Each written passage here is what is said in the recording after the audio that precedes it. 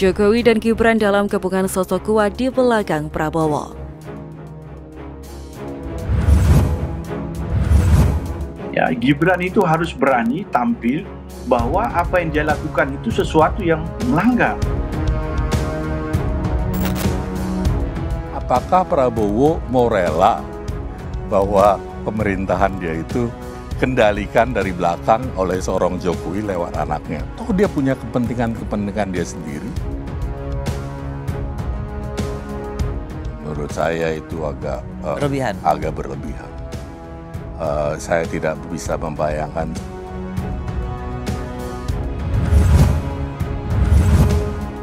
Publik akhir-akhir ini dikejutkan dengan perang gagasan oleh calon presiden dan wakil presiden yang diadakan oleh PP Muhammadiyah. Pasangan Anies Caimin paling pertama tampil di Universitas Muhammadiyah Surakarta, kemudian disusul oleh pasangan Capres Ganjar dan Mahfud MD di Jakarta kemarin. Tapi yang lucu dan aneh, pasangan yang dikatakan Gen Z lucu dan suka berjoget datang tanpa pasangan lengkap. Kenapa mas? Berhalangan atau nggak siap? Baru ngerasain ya, kalau pilpres rasanya nggak sama dengan pilkada. Tenang Pak Prabowo, tenang, saya nggak bisa hadir. Sepertinya kata-kata yang pas seperti itu.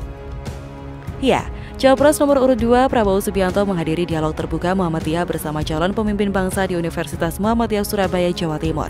Prabowo minta maaf karena cawapresnya Gibran Rakabuming Raka tidak bisa hadir. Dialog terbuka Muhammadiyah bersama calon pemimpin bangsa ditayangkan di akun YouTube TVMU. Prabowo mengatakan Gibran mengikuti acara pada waktu yang bersamaan di Jawa Timur. Hari ini saya minta maaf, Saudara Gibran Rakabuming Raka tidak bisa hadir karena justru ada acara lain yang bersamaan waktunya di Jawa Timur juga. Jadi saya minta maaf. Sebelumnya, Sekretaris Umum PP Muhammadiyah Abdul Mukti menginformasikan Gibran bin Jokowi tidak akan hadir di debat publik yang difasilitasi pihaknya. Pihaknya pun menyayangkan absennya sang putra presiden tersebut. Nggak bahaya tak? Katanya pasangan paling kompak dan saling melengkapi.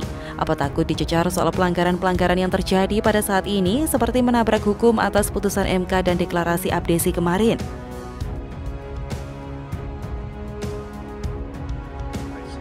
Ya, ini tegas, ini adalah pelanggaran. Ya, menurut saya pelaksananya harus ditindak oleh Bawaslu. Ya, kemudian capres-cawapresnya diberi peringatan. Ya, Gibran itu harus berani tampil bahwa apa yang dia lakukan itu sesuatu yang melanggar. Perlu diketahui, sebanyak 15.000 kepala desa di Indonesia disebut hadir dalam Silaturahmi Nasional Desa Bersatu 2023 di Arena Gelora Bung Karno, Jakarta. Mereka tergabung dalam organisasi desa. Acara deklarasi itu dihadiri langsung oleh Cawapres Gibran Rakabuming Raka dan pimpinan partai politik dari Koalisi Indonesia Maju yang menuai sorotan publik.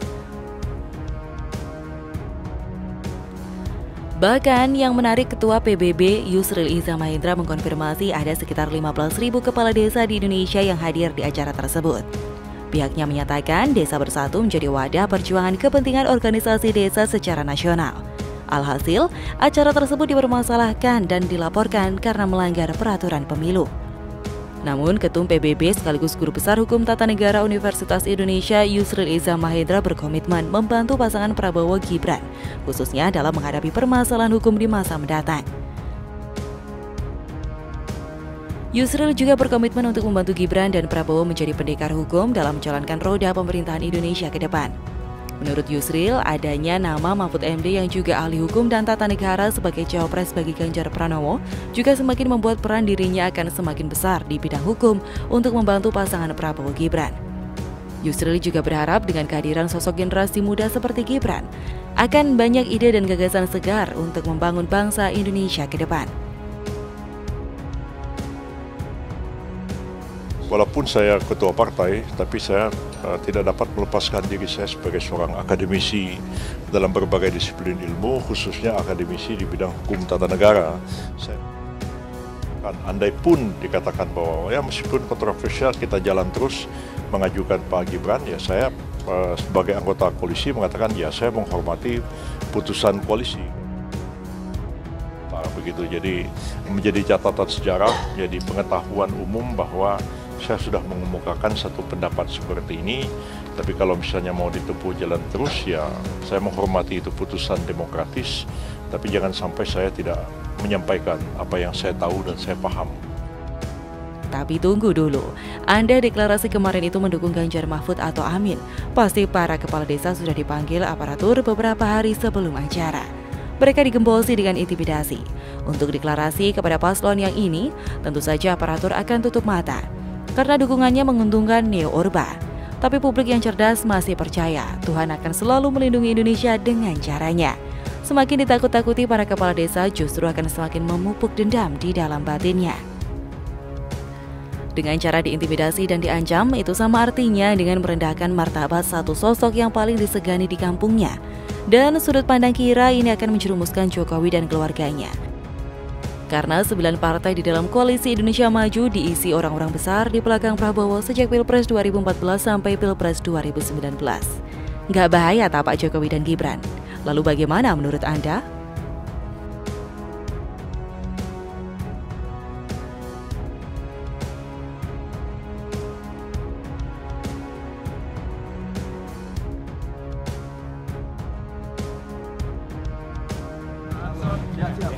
Selamat ulang tahun ke-50. Banyak ternyata sekarang lagi ulang tahun ini.